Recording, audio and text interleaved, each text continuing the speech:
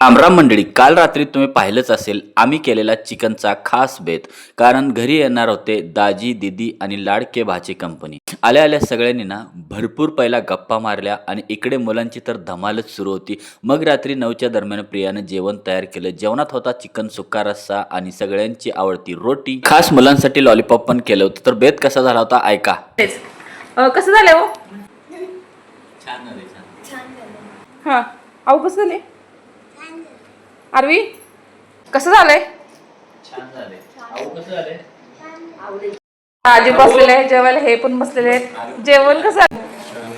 छान झाले. शेवटी दिदी जाताना ना काय काय गंमत झाली रोदो सोबत बघा. जाऊ मी तू जाणार आहे का? राहू मी. काय करू? तू जाणार आहे? आत्याला तुम्ही राहा म्हणावा.